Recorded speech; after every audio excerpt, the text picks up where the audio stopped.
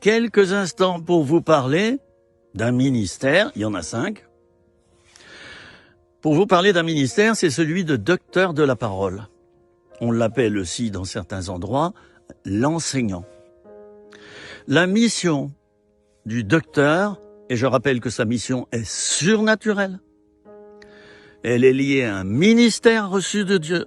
C'est pas seulement un professeur, hein. Il reçoit ce ministère de Dieu. Quand tu écoutes un docteur, c'est un régal. C'est un régal. Il va te décortiquer la parole de Dieu d'une manière que toi, tu sais pas faire. Et tu sauras jamais faire, peut-être.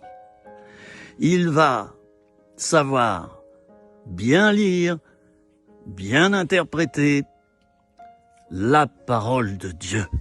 Sa mission principale, c'est d'enseigner le peuple. Et bien souvent, il est bon que le docteur fonctionne dans son ministère avec un pasteur. Et avec un apôtre, bien sûr, aussi. Les deux sont complémentaires. Je vais vous parler bientôt du pasteur, dans quelques instants. Mais le docteur de la parole, c'est ça. Il reçoit sans arrêt des petites lumières. Où il interprète un verset que toi t'as lu 1708 fois. Et lui, tout à coup, en quelques secondes, clac, il t'explique ce verset que tu lis depuis 46 ans et 3 mois. Et t'as jamais compris le sens. Alors voilà, le docteur, il faut qu'il y ait beaucoup de docteurs de la parole dans nos églises. Et surtout, il faut qu'on les respecte comme des docteurs qu'ils sont. Il faut pas qu'on soit jaloux. Alors toi, le pasteur, si tu es un docteur dans ton église, laisse-lui de la place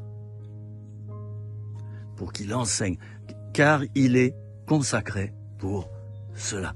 Toi, pasteur, tu es consacré pour penser les brebis perdues. Et je vais y venir dans quelques instants.